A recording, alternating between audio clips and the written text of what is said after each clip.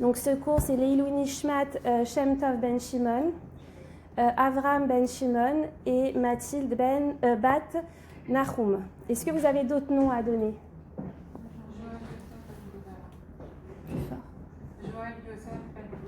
Johan Yosef ben Gozala. Joël Yosef ben Gozala. Refoua Shelema, Aaron ben Chnina. Et Refoua Shelema pour Jacqueline Bat Léa. Refoua Shelema pour Jacqueline Bat Léa, parmi tous les cholim d'Israël. Refoua Shelema pour Josiane Esther Atou Bat Zaïra. C'est un Leilou Nishmat ou Refoua Shelema? Refoua Shelema, vous redites le nom.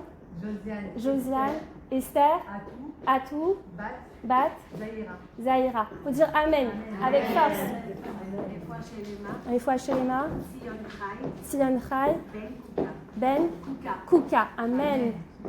Refoua Shelema, Nathan ben Gamara Sylvia et Nathan ben Tamara Sylvia. Gamara Sylvia. Henri Aaron ben Benana Yvette. Refoua Shelema pour Arel Ben Simcha. Pour Arel, Refoua Shelema pour Arel Bat Arel, Bat ou Ben? Ben Simcha. Amen parmi tous les cholim d'Israël.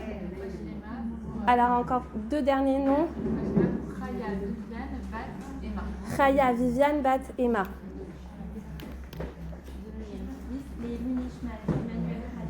Leilou Nishmat, Emmanuel Chaya, Elinor, Messia Bat Emmanuel Chaya.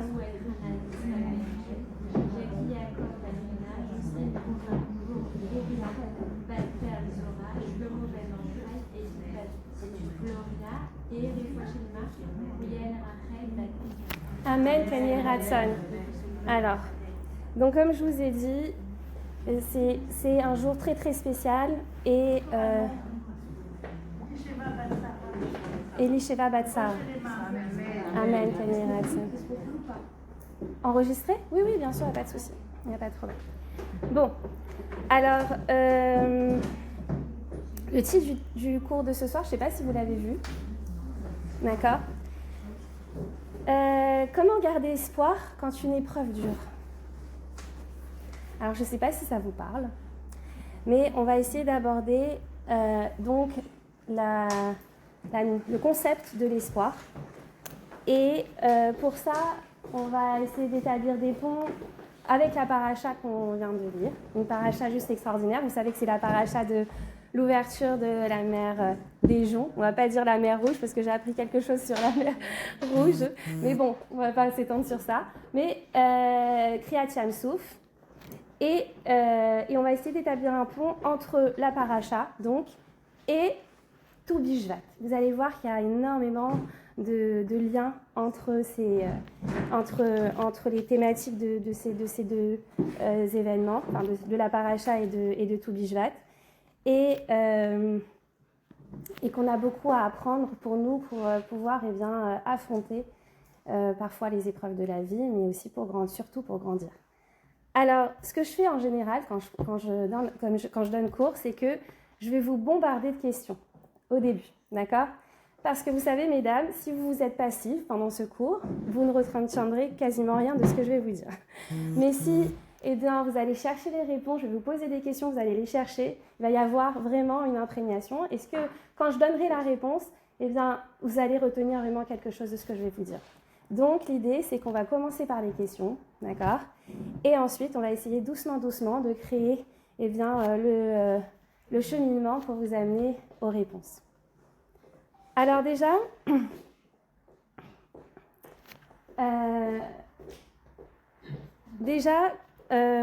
comment ne pas perdre espoir quand une épreuve dure?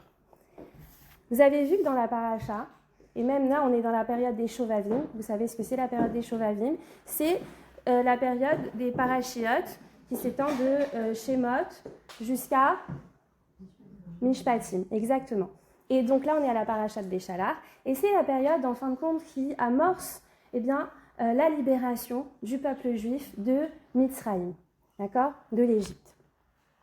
Et Et en même temps, on a dit on va fêter aussi donc tout Vishvat. Et bien on voit bien que même quand Moshe Rabbeinu est envoyé pour enfin libérer le peuple juif, après 210 années d'esclavage, eh bien, qu'est-ce qui se passe?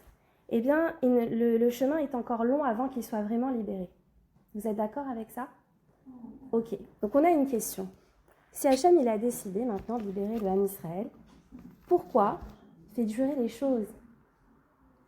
Pourquoi il n'envoie pas une grande Maca qui va venir, eh bien en fin de compte, il a chamboulé le monde pour libérer le Ham Israël d'Égypte, d'accord? Pourquoi il n'envoie pas une grande Maca qui va venir, eh bien en fin de compte, les extraire de cet esclavage une fois pour toutes et les libérer en grande pompe? Pourquoi?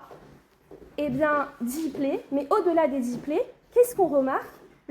L'endurcissement du cœur de Paro, d'accord? Et donc le renforcement de quoi? De l'esclavage, de la difficulté, de l'épreuve. Pourquoi ça? S'il est là pour les libérer, d'ailleurs le peuple se plaint, mais retournez chez vous, on ne veut pas de vous, Moshe et Aaron, pourquoi vous venez nous embêter? Déjà, c'était pas suffisamment dur. Pourquoi Hachem fait ça?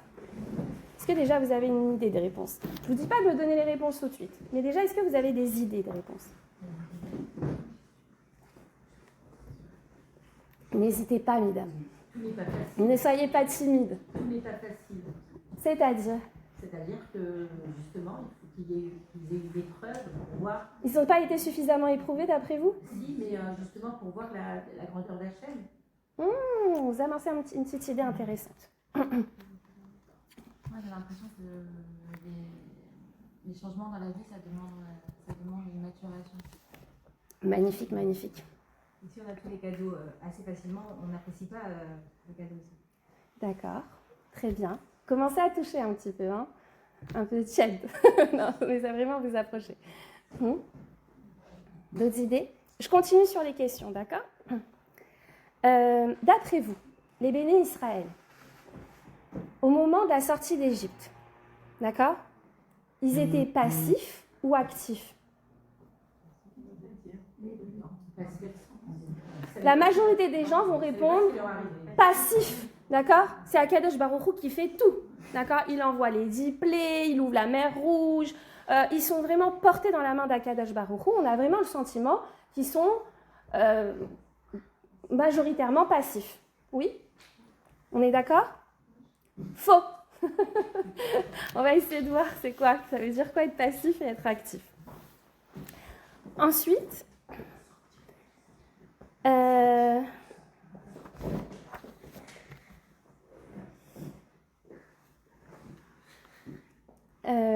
je continuerai à poser d'autres questions après.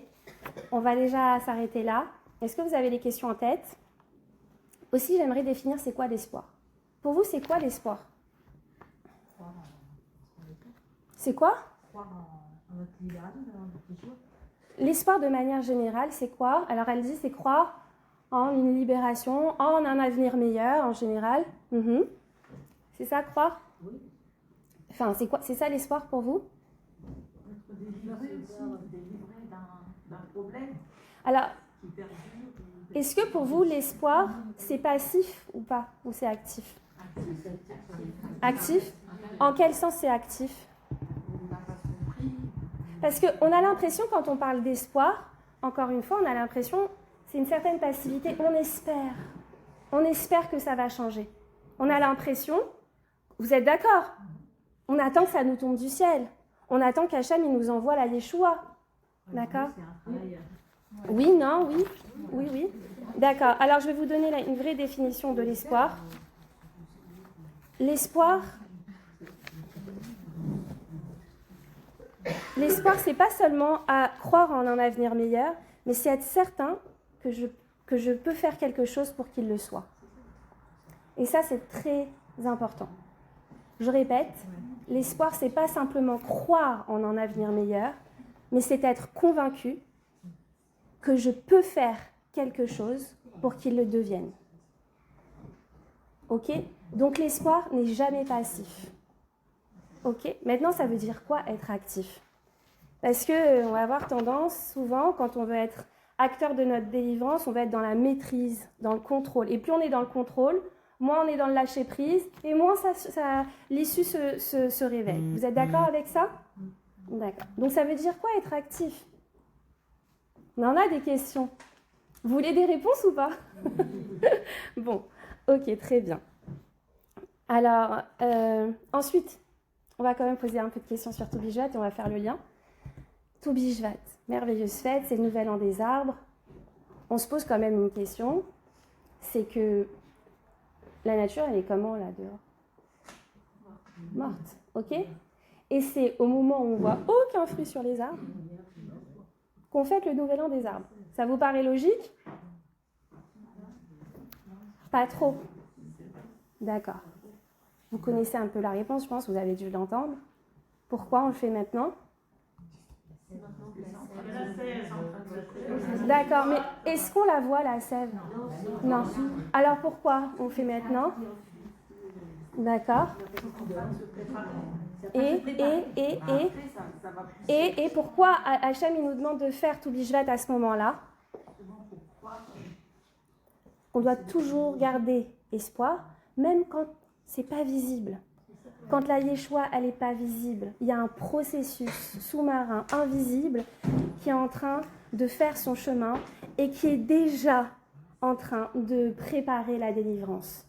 Et déjà de croire dans le processus, c'est déjà croire en la délivrance.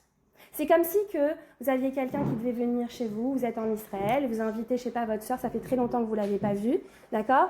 Tant qu'elle n'est pas là, vous n'êtes pas tellement sûr, tant qu'elle n'a pas commencé à voyager, vous n'êtes pas tellement sûr qu'elle va venir, il peut toujours se passer quelque chose, etc. Mais quand vous savez qu'elle est dans l'avion, c'est bon. D'accord? Elle est déjà là en fait.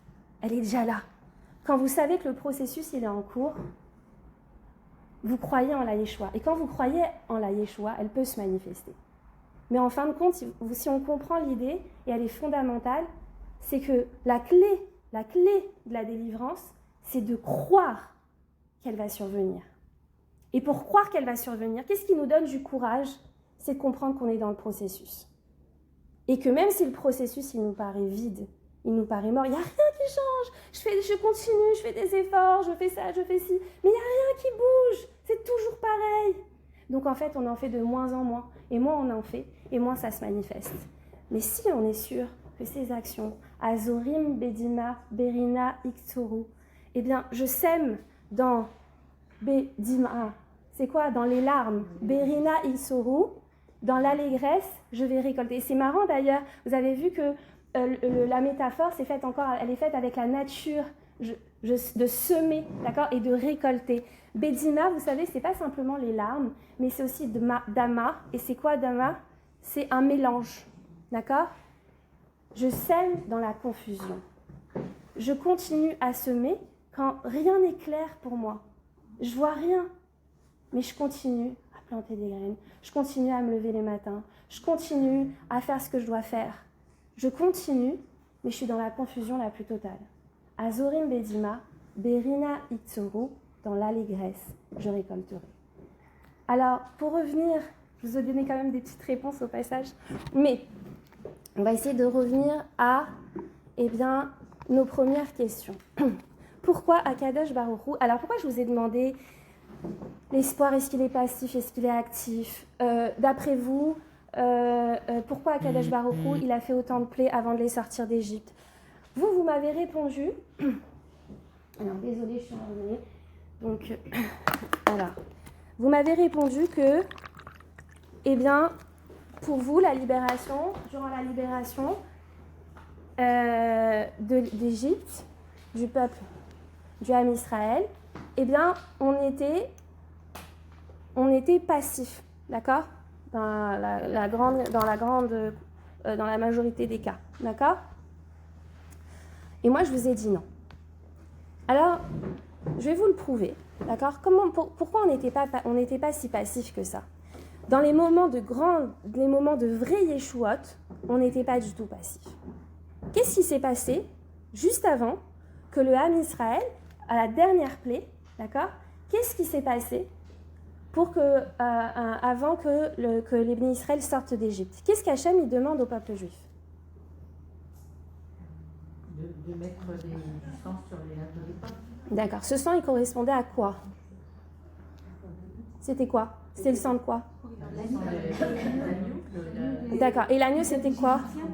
C'était le jeu des Égyptiens. Alors, je vais vous poser une question. Pourquoi d'ailleurs, qui c'est quoi les Mefarshim? Qu'est-ce qu'ils se disent dessus? Ils nous disent que c'est pour qu'Hachem ils reconnaissent les maisons des béné Israël de celles des Égyptiens. Dites-moi, Hachem, il a besoin de ça? D'accord, donc on ne comprend pas très bien. Ensuite, mais pourquoi demander ça au béni Israël? Il faut se mettre dans la peau d'un comment je peux pas encore, il s'est pas encore Yehudi, mais descendant d'Abraham, Yitzhak et Yaakov. Il faut se mettre dans la peau du peuple juif à ce moment-là, d'accord, qui ont vécu 210 ans d'esclavage, et Akadosh Baruch Hu, il leur demande quelque chose d'insurmontable. Il leur demande d'aller sacrifier le Dieu des Égyptiens, mais c'était pas simplement le Dieu des Égyptiens, c'était leur Dieu. Vous vivez dans une culture, d'accord, qui vous pétrit, d'accord, à tous les niveaux de votre être. Vous vivez dans ça. Vous êtes les fils, et on n'est pas en train de parler de la première génération, 210 ans. Et non seulement il leur demande d'aller tuer cet agneau, mais il leur demande pas de le faire en cachette. Ils sont terrorisés. Non, Shmata. Tu mets bien sur la porte. Ouais, mais c'est très dur. Comment il a pu demander ça? C'est même cruel. Non? Vous n'êtes jamais posé cette question? Et pourquoi il a besoin de ça? Peut-être que c'est pour prendre conscience qu'ils ne sont pas comme les autres, comme les Égyptiens. C'est le test, mais c'est tellement dur. Mais c'est tellement dur. Oui, très bien. Exactement, c'est un test de Emouna. Mais malgré tout, ça paraît insurmontable. Je vais vous dire quelque chose de capital là. Écoutez bien. Hachem, il ne veut pas seulement nous libérer. Il veut faire de nous des hommes libres. Il y a une grande différence entre les deux. Parfois, on peut être libéré d'une épreuve, mais on reste prisonnier de notre passé. Toute notre vie. Hachem, il ne veut pas qu'on reste esclave. Ils peuvent sortir, mais ils seront esclaves dans leur tête. Vous savez, au moment de l'abolition de la traite des Noirs, il y en a plein, vous savez, c'était un combat de longue haleine. Il y en a plein qui ont refusé. Au moment où on leur a dit, c'est bon, t'es libre. Ils ont dit non. Quoi non? Ils disent, mais qu'est-ce que je vais faire? Mon identité, c'est d'être un esclave. Toute ma vie, mes parents, mes arrière-grands-parents, tout, j'ai toujours vécu comme un esclave. Je ne sais pas ce que ça veut dire être libre. Et j'ai peur. Et je ne sais pas quelle identité je pourrais avoir. Vous savez, il faut revêtir une autre identité. Et Akadosh Baruch Hu, il ne veut pas nous libérer pour qu'on reste esclave dans notre tête, pour qu'on reste prisonnier de notre traumatisme, pour qu'on reste prisonnier de notre passé, pour qu'on se sente toujours, finalement, l'esclave des Égyptiens. Il veut qu'on soit libre. Et vous savez, d'un point de vue psychologique, c'est extraordinaire ce qui est en train de se passer. Que le Ham Israël, il aille tuer, d'accord, le Dieu des Égyptiens, qu'il aille se confronter avec cette émouna. Ça veut dire déjà, en fin de compte, c'est reprendre, vous savez, quand on a vécu, Chas Shalom, quand une personne a vécu un événement traumatique, que ce soit une agression ou autre, d'accord, des choses vraiment traumatiques, un des moyens de guérir la personne, c'est qu'elle puisse reprendre le contrôle, d'accord. Très souvent, malheureusement, le contrôle de la situation. Ça veut dire se sentir qu'elle est dans une maîtrise. Parce que qu'est-ce qui crée le traumatisme? C'est l'impuissance. C'est le sentiment d'être complètement impuissant face à une situation et à la merci, finalement, de telle personne, ou à la merci des événements, ou à la merci des antisémites, ou à la merci de ce que vous voulez, mais de se sentir complètement impuissant. Quand est-ce qu'on reprend on peut se libérer du trauma? C'est quand on reprend le contrôle de la situation, qu'on est en situation de maîtrise. Alors, ça se manifeste de différentes façons. Alors, il y en a qui vont... Vous savez, même le processus de pardon par rapport à un agresseur ou ce genre de choses, il est important parce que c'est une façon de reprendre le contrôle. Mais qu'est-ce qui se passe très souvent, malheureusement? Pourquoi des agressés deviennent à leur tour agresseurs plus tard? C'est une façon pour eux de reprendre le contrôle. Et c'est pour ça que malheureusement ça dégénère. D'accord? Mais là, il fallait que ça soit eux qui soient en position de force, qui reprennent le contrôle et qui se sentent capables de se confronter, qui se sentent capables de se confronter à leur agresseur, avec cette émouna que, eh bien, Hachem va les protéger. Et il y a cette partie-là, on va dire la partie psychologique, mais il y a deux choses. Il y a Akadosh Baruch Hu, pourquoi il n'a pas fait une seule et grande Maka? Parce que comme tu disais tout à l'heure, tu disais que c'est une maturation. D'accord? Akadosh Baruch Hu, il veut qu'on fasse de lui une réalité dans sa vie. Il veut devenir notre Dieu. Il nous libère d'Égypte. Il ne nous libère pas pour que, je sais pas moi, on cherche juste à s'épanouir et à réaliser. Bien sûr que l'épanouissement, il est central. D'accord?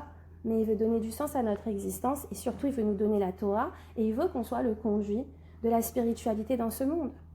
Et il veut qu'on fasse de lui une réalité dans notre vie. D'accord? Donc, il faut qu'on réussisse à s'imprégner de cette émouna. Et pas une émouna théorique, que ça devienne un bitachon, une réalité, une certitude. Et ça, c'est que l'expérience qui va nous aider à transformer notre émouna en bitachon.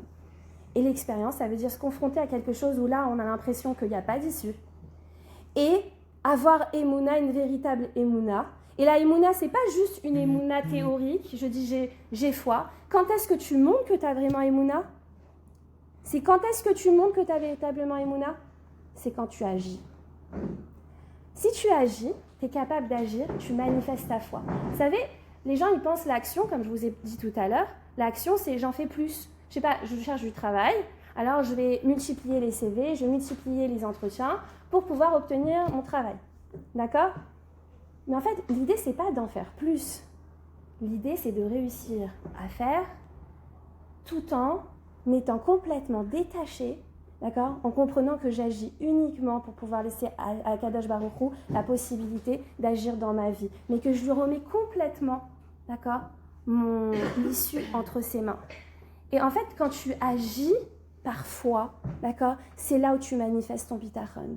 Quand il décide d'aller, eh bien, sacrifier l'agneau, d'accord, c'est une manifestation de foi la plus palpable, la plus extraordinaire, qui va faire que ça va s'imprégner dans leur être.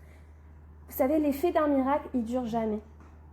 Il y a des gens qui vivent des miracles, d'accord, qui vont, je sais pas, moi, on a entendu des histoires de mort imminente, où à un moment donné, vraiment, ils savent que c'est Hachem, la réalité, que c'est Hachem, et quand ils reviennent, ils disent, c'est bon, ça y est, je fais tchouva, c'est bon, je fais plus ci, je fais plus ça. Et au bout d'un mois, 2 mois, parfois plus longtemps, parfois moins longtemps, ils sont revenus exactement comme ils étaient avant. Et il y en a d'autres, ça continue. C'est quoi la différence entre les deux? C'est qu'il y en a un qui va mettre en place des actions pour se renforcer et qui ne se base pas uniquement sur son sentiment, d'accord?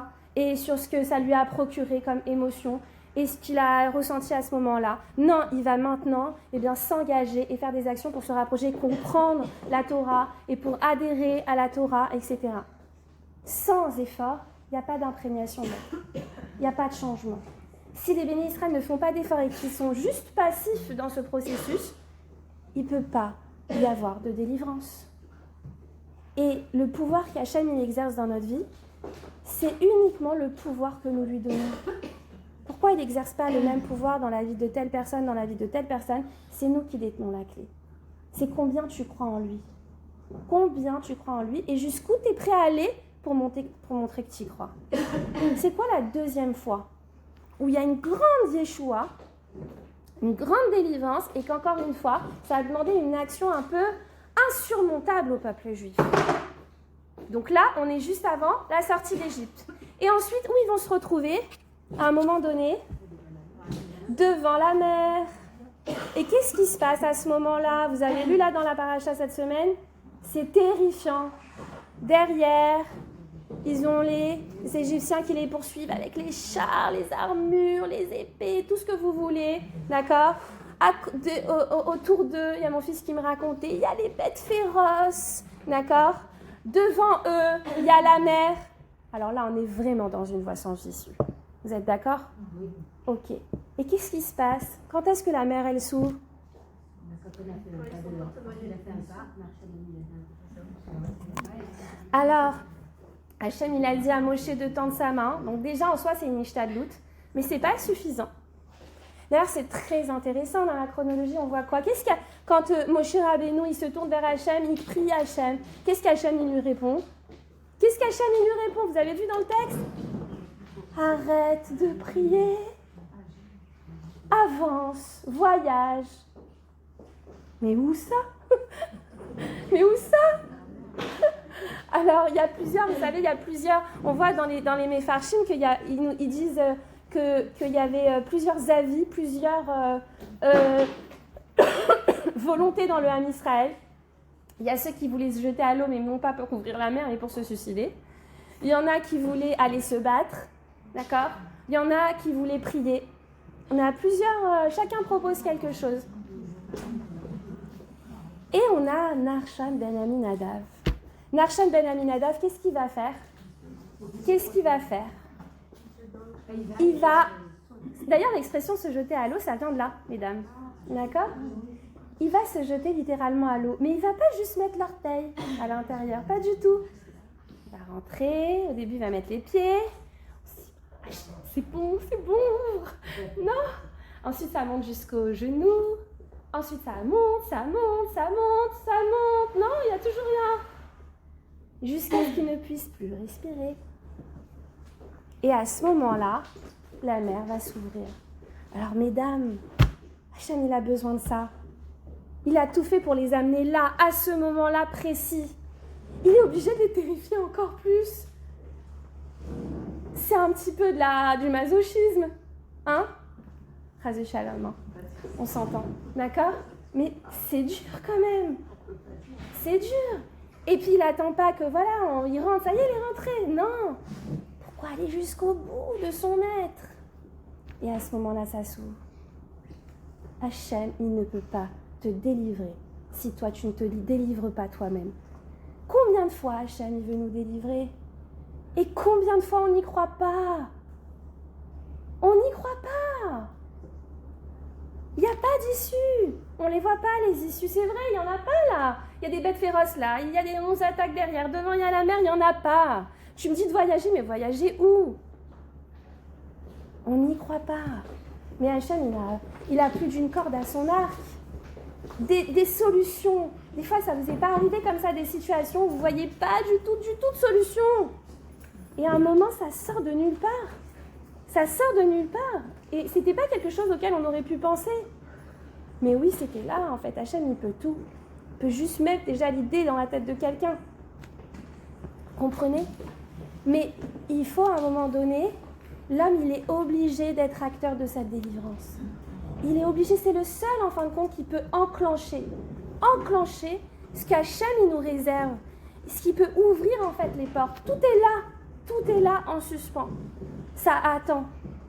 Mais il faut qu'il y ait cette transformation intérieure. Il faut qu'on réussisse à créer ce lien. Le but de l'épreuve, c'est de nous aider à faire d'Hachem une réalité dans notre vie. À faire de lui une réalité dans notre vie. Il n'y a que lui, il n'y a rien que lui, c'est que lui qui peut nous délivrer. Tant que j'y crois pas fermement, activement, eh bien ça ne peut pas se manifester. Et tant que je n'agis pas dans ce sens et que ça reste juste une fois théorie, alors ça ne peut pas se manifester. Ça veut dire que même quand ça ne va pas, je dois continuer à me lever le matin. Je dois continuer à faire ce que j'ai à faire, à faire ce qui me semble juste et ce qu'Hachem il attend de moi. D'accord? Avec cette conviction absolue que tant que je fais ce qu'Hachem attend de moi, eh bien l'issue va se manifester. Et que là, je suis juste dans le processus de changement. Maintenant, pourquoi? Et quel est, d'ailleurs, vous voyez maintenant le lien aussi avec la fête de Tou Bishvat. D'ailleurs, c'est intéressant parce que je vous ai parlé de Dim'a. De Dim'a, Dma, c'est de la confusion. D'accord? Eh bien, Bilboul aussi. Bilboul, la confusion. Eh bien, les mêmes lettres, vous savez, rien ne se perd, tout se transforme. Les mêmes lettres, c'est Livloul. Et Livloul, ça veut dire quoi? Ça veut dire bourgeonner. D'accord? Bourgeonner. Bourgeonner. D'accord? Vous avez vu c'est quoi le processus de la graine qui va former un arbre? Quelque chose de tout à fait extraordinaire que j'avais étudié l'année dernière avec ma fille. On préparait un cours de physique. Je vais l'aider et j'ai trouvé ça juste incroyable. Est-ce que vous savez que la graine, elle est obligée de se décomposer? Alors là, j'ai un vent d'air chaud sur moi. Déjà, je freine là, j'en peux plus.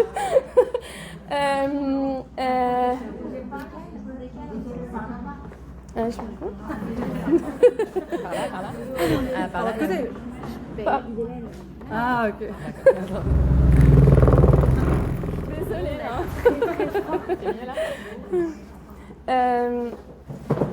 Qu'est-ce que j'étais en train de vous dire, pardon? Oui. La graine, elle est obligée de se putréfier, d'accord, de se décomposer entièrement pour ensuite disséminer ses nutriments, je ne sais quoi, et ensuite ça crée, l'arbre il va pousser après. Mais quelqu'un qui ne connaît pas le processus, d'accord, il voit la graine se décomposer. En fait, c'est fini quoi. C'est fini. Oui, mais en fait, c'est le début, d'accord, du renouvellement. Et regardez les cycles de la nature comme c'est incroyable. Pourquoi on ne serait pas tout le temps en été? Ça serait merveilleux. Ah, on est d'accord? Ça serait merveilleux. En fait, non. Parce que pourquoi? En fait, on s'habitue, on a besoin de ces cycles, ce mouvement. L'être, c'est un être en développement. Il a besoin de ce mouvement-là, d'accord? Et de comprendre en fait que les moments où c'est froid, où c'est difficile, en fin de compte, ils servent, encore une fois, ils servent un processus qui nous permet de devenir, d'advenir, de se transformer. On est dans la vie pour évoluer, pour grandir, pas pour rester toujours la même, pas du tout. On doit changer. Et ce changement, il est obligé de passer par des étapes différentes. D'ailleurs, vous voyez que le V de victoire, d'accord, c'est un creux entre deux sommets. On a besoin de descendre en bas pour remonter en haut, d'accord? Et d'ailleurs, Netzachon en hébreu, d'accord, c'est la victoire, d'accord? La racine, c'est Netzach, et Netzach, c'est quoi? C'est l'éternité, d'accord? Pour atteindre la victoire, il faut réveiller la part éternelle en nous. Et la part éternelle, elle se réveille que quand on va au-delà de l'épreuve, que quand on voit derrière, quel est le message, qu'est-ce que ça nous apporte, comment on va grandir avec ça. Et comment on grandit? Quand on s'accroche à Hachem, quand c'est dur. En fait, il faut comprendre dans cette paracha, ce qui est merveilleux, c'est que cohabitent pendant tout au long de la paracha, vont cohabiter l'obscurité et la lumière. À chaque fois, on est là, mais c'est palpitant. C'est vrai que c'est palpitant quand on lit la paracha. On se dit, ça y est, Moshe il arrive et tout ça, il va nous délibérer. Puis après encore, Paro qui se endurcit son cœur et c'est encore plus dur. Ça y est, ils sortent d'Égypte, ils vont enfin être libérés. La mer, elle est fermée, ils sont derrière eux, et ça y est, c'est fini, mais comment on va faire? En fait, sans arrêt, se côtoient, d'accord? Eh bien, la lumière et l'obscurité. D'ailleurs, j'ai oublié de vous dire quelque chose de très important, mesdames, et qui vous prouve, en fait, que ce que je vous dis, c'est vrai. C'est quoi? Vous savez qu'il y a seulement eu un cinquième des Bnei Israël qui ont pu sortir d'Égypte. Mesdames, Hachem, il a chamboulé le monde pour nous sortir de là. Pourquoi un cinquième? Il a fait ça pour nous libérer tous, vous êtes d'accord? On ne fait pas ça pour prendre qu'un cinquième. Donc si c'est lui qui pouvait tout, on serait tous sortis. Quand est-ce qu'ils sont morts? Les autres? Qu'à trop cher. Pourquoi? Alors vous connaissez l'explication répandue qui dit qu'ils sont morts à Makat trop cher pour ne pas faire Chilul Hachem, d'accord? Et que les Égyptiens ne voient pas ça, ok? Mais en fait, vous savez pourquoi ils n'ont pas pu sortir ces Juifs-là? Pourquoi ils n'ont pas pu sortir? Ils n'ont pas. Mesdames, ils n'ont pas réussi. C'est comme ces esclaves que je vous ai dit au moment de l'abolition de la traite des Noirs. Ils n'ont pas réussi à y croire, à se projeter.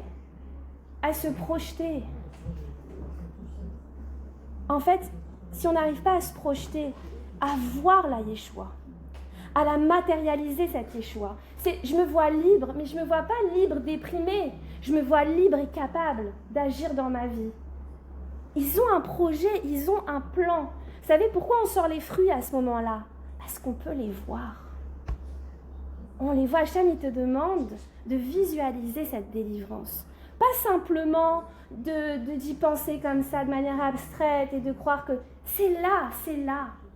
Matzmi Har Keren Yeshua. Il fait croître la corne de la délivrance. C'est très beau. C'est quoi Matzmi Har Keren Yeshua? Il fait croître la corne de la délivrance. On est encore en train de parler du processus. Et c'est très intéressant. Un processus de croissance. Keren, vous savez que Keren, c'est quoi? C'est un os.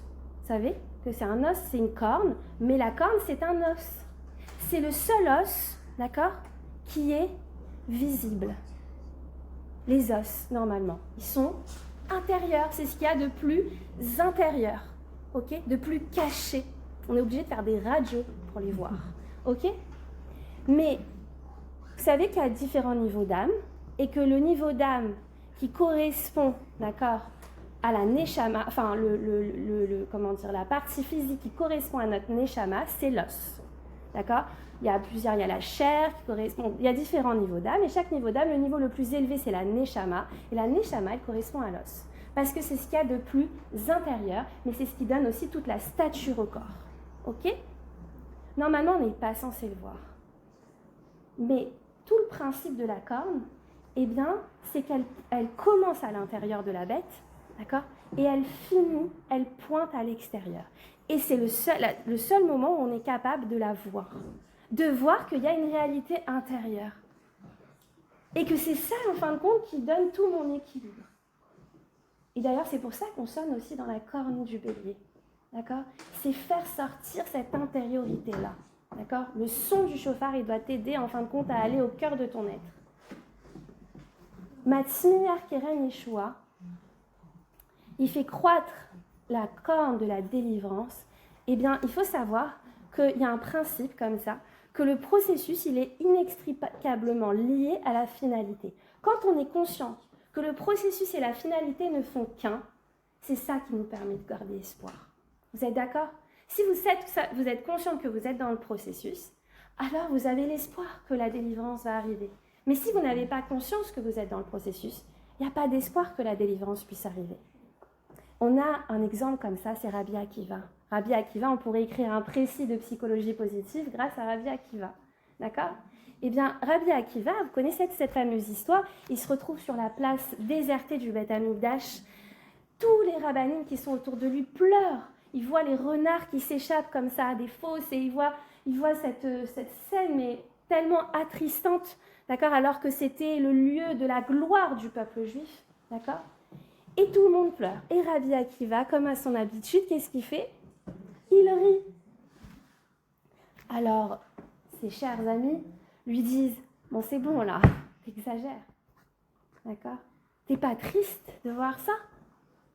Et il dit, si la prophétie qui dit que un moment arrivera où on verra les renards sortir de la place du Beth Amikdash et cette place désertée. Alors la prophétie qui dit que Mashiach viendra et que nous serons libérés et que nous reconstruirons le troisième Beth Amikdash va se réaliser. Ça veut dire quoi? Encore une fois, je prends conscience que je suis dans le processus. Et que ce processus, qu'est-ce qui va permettre l'émergence de l'issue? Et c'est ça qu'on doit aussi comprendre, que l'émergence de l'issue, finalement, elle n'est pas entre les mains d'Hachem. Quand est-ce qu'elle se manifeste? Quand est-ce qu'elle se manifeste? Quand moi, j'y crois suffisamment. Et, en fin de compte, parfois, c'est au moment où c'est encore pire que tout. Et qu'on continue à ce moment-là. D'ailleurs, on voit très bien que il y a toujours un moment, en fin de compte, où ça empire avant que ça vraiment, comment dire, ça s'améliore, que la situation s'améliore. Et on le voit sur plein de choses. Regardez, très souvent, avant qu'une personne parte de ce monde, il y a un moment où elle va beaucoup mieux, juste avant de mourir. Je ne sais pas si vous connaissez ça, d'accord ? Mais on voit aussi juste l'aube, d'accord ? Le moment qui précède l'aube, c'est le moment le plus obscur de la nuit. Regardez aussi dans le texte de la paracha de cette semaine. Alors, dommage, je ne l'ai pas sous les yeux, mais ils mettent que c'est mis que il y avait le Hanan, en fin de compte, qui protégeait, qui est passé à l'arrière du peuple juif. Quand les Égyptiens poursuivaient le peuple juif, d'accord, dans le désert, eh bien le Hanan qui entourait le peuple juif, eh bien s'est positionné derrière, d'accord. Normalement, il y avait le Hanan le jour pour libérer la route, et le soir, il y avait des nuées de feu pour pouvoir éclairer. Le Hanan, il s'est positionné derrière, et ensuite, on dit vers Rocher. Il y a le Hanan, vers Rocher. Dommage que je ne vous ai pas dans le texte, mais c'est un verset très clair.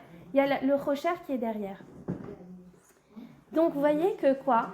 Il y a ce Hanan, et il y a le Rocher qui est derrière.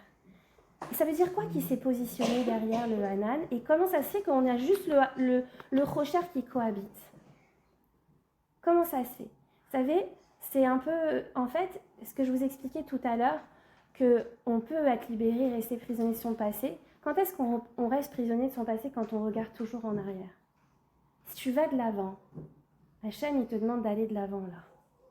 Va ici. Il faut voyager, là. Il faut avancer. Ne regarde pas derrière. Là, tu auras la lumière. Tu regardes derrière, tu retournes dans l'obscurité. Tu restes bloqué dans cette obscurité. C'est comme Lot. Mais elle a dit, tu veux être libéré? Ne te retourne pas. Parce que tu seras transformé en statue de sel. D'accord? C'est extraordinaire.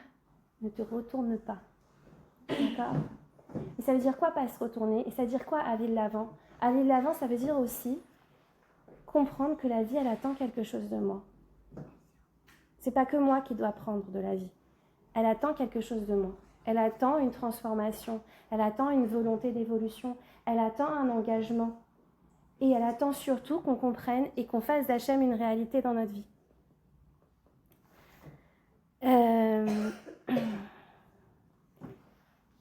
Donc, Akadosh Baruch Hu, il a fait tout ça, des choses qui nous paraissent parfois cruelles et qui nous paraissent insurmontables, mais en fait pour que les bénis Israël puissent reprendre le pouvoir, reprendre son pouvoir dans sa vie. À un moment donné, on perd le pouvoir, mais en fait, on veut l'exercer sur les autres, mais on ne reprend pas notre propre pouvoir. On doit essayer de comprendre que exercer le contrôle sur les autres, c'est pas reprendre son pouvoir. Mais reprendre son pouvoir, c'est réussir à être dans le lâcher-prise et de réussir à agir en confiance. Ça, c'est le message de la paracha, mais aussi de tout Bijvat. Je suis dans les temps. On a combien de temps encore? Est-ce qu'on a répondu à toutes nos questions?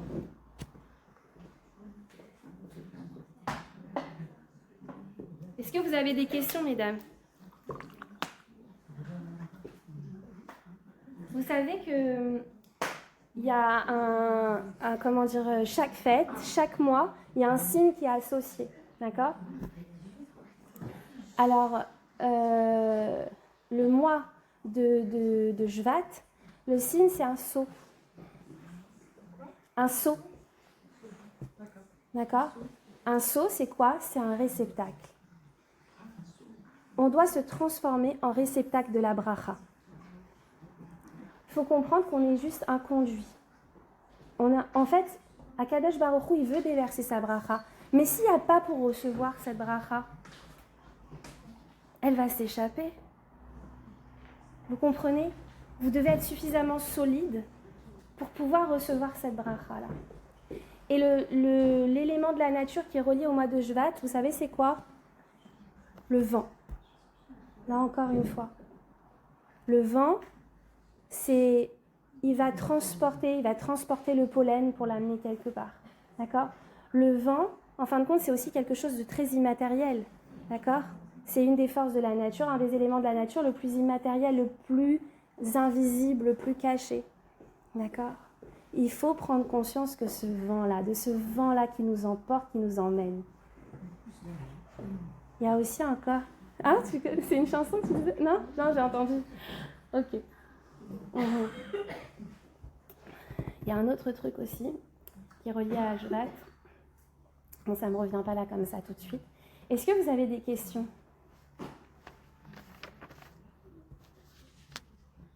Il y a des épreuves qui seraient en fait dessus. Par exemple, Mhm.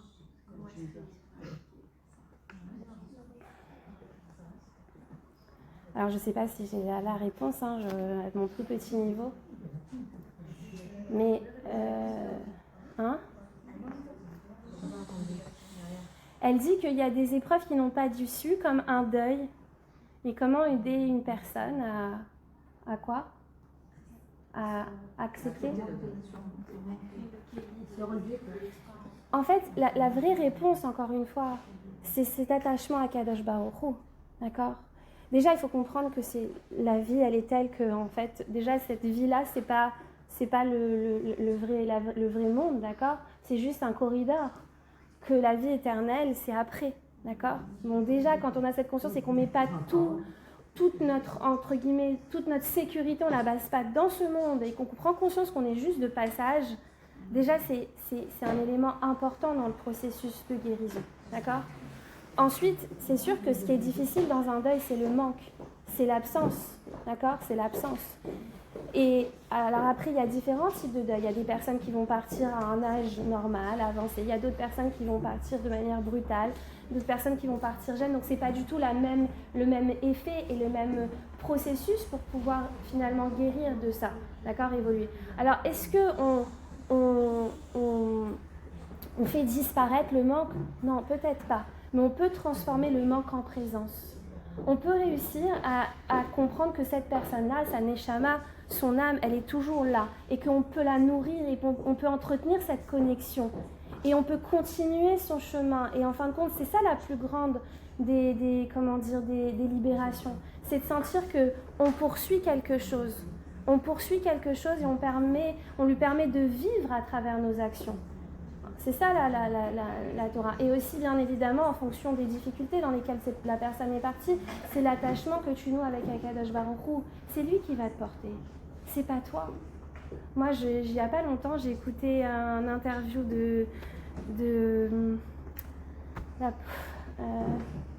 là là, j'ai un trou. Merci. d'Eva Sandler. Il n'y a pas longtemps, et je l'ai revu là comme ça. Des années après, moi je me rappelle ce jour-là comme si c'était hier. Je me rappelle où j'étais, je me rappelle ce que je faisais. Et je me rappelle la première chose qui m'était venue dans la tête à ce moment-là.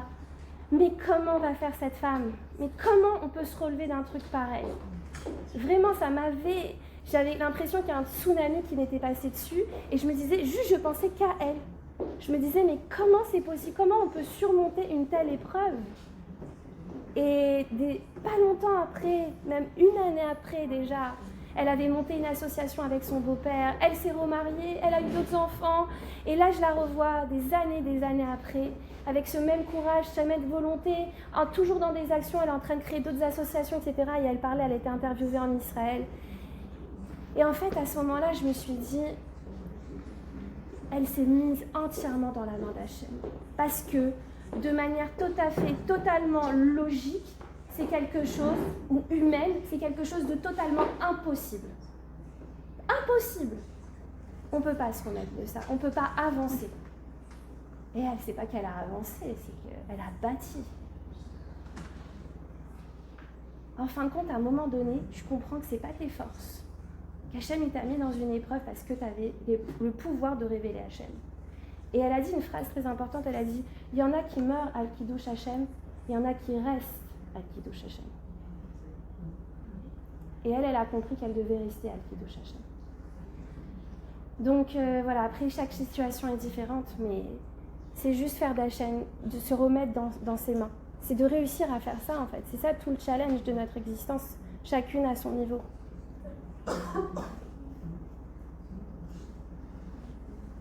Vous avez des questions?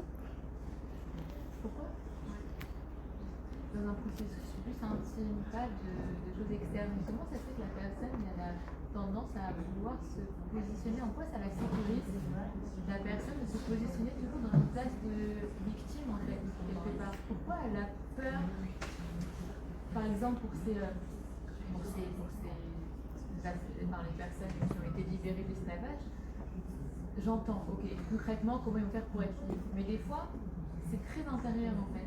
Comment ça se fait qu'il y a ces résistances-là en fait à être libre? qu'est-ce qui fait que ça retient? Ben, c'est toute ton histoire. On est tous prisonniers de notre histoire, de notre passé. On a été conditionnés. Vous savez, c'est un peu... vous connaissez l'impuissance acquise de Seligman. Est-ce que vous avez déjà vu un éléphant au cirque? Vous avez déjà vu un éléphant au cirque? Vous avez vu à quoi il est attaché? Hein? Vous avez vu à quoi il est attaché? À un tout petit piquet. Alors, vous savez combien ça pèse un éléphant? En un coup d'oreille, il fait passer le truc, ça sert à rien. Moi, je me rappelle à l'époque, quand je regardais ça, je me disais, mais il rigole, pourquoi ils l'ont attaché avec ce fil-là, ce petit piquet? Et s'il a envie de partir, il part et il écrase tout, on n'a rien fait. Pourquoi on lui met ça? Est-ce que vous savez ça? Bravo. Exactement. C'est le fruit du conditionnement. C'est le fruit du conditionnement. Quand il a été capturé, d'accord, quand il était tout petit, c'était encore un petit éléphanteau qui n'était pas très lourd, d'accord? Quand on l'a capturé et qu'on l'a attaché à ce même piquet, à ce moment-là, il a essayé de se débattre. Il s'est débattu de toutes ses forces. Mais, qu'est-ce qui s'est passé? Il n'a pas réussi. Il a essayé, il s'est épuisé. À un moment donné, il a arrêté d'essayer. Il a abandonné, il a compris que c'était comme ça, que c'était pas autrement. Qu'il n'avait pas les capacités de pouvoir se libérer. Sauf que ce petit éléphanteau, il a grandi. C'est devenu un grand éléphant, puissant. Mais dans sa tête, il est impuissant. Donc il essaye même plus, ça lui traverse même pas l'esprit. Et en fait, c'est ça tout le travail qu'on devrait faire. Hachem, il nous conditionne d'une certaine façon, des conditionnements éducatifs, des conditionnements sociétals, conditionnements. On est pétri de conditionnement, d'accord? On est tout le fruit d'un conditionnement, d'accord? Et à un moment, c'est quand est-ce qu'on commence à exercer notre libre arbitre? C'est au moment où on commence à faire bouger les lignes. Et on commence finalement à comprendre, eh bien, comment, en fin de compte, je peux réussir à m'approprier mon histoire. Donc, en fait, c'est un moment où on prend conscience que, en fait, à ce moment-là, on ne pouvait pas, on n'était pas capable, on était petit, on était ceci, on était cela. Mais aujourd'hui, j'ai les moyens d'agir, de reprendre le pouvoir dans ma vie. Voilà. J'ai répondu à ta question? Ok. Bon, alors écoutez, mesdames, je pense qu'on a fait le tour. J'espère que je vous ai dit les choses essentielles. Parce qu'il y a encore beaucoup de choses à dire sur cette paracha merveilleuse, mais peut-être qu'on aura d'autres occasions. Et je souhaite qu'on réussisse à intégrer ça profondément en nous, parce que c'est pas facile. Il y a des périodes où on n'arrive pas en fait à faire naître cet espoir-là. Et c'est quelque chose à construire. Et c'est pour ça qu'il faut être toujours dans l'action et mettre en place des actions positives qui vont dans le sens de nos objectifs, même quand vous ne voyez pas ce que ça produit comme changement. C'est en train de se construire. Voilà.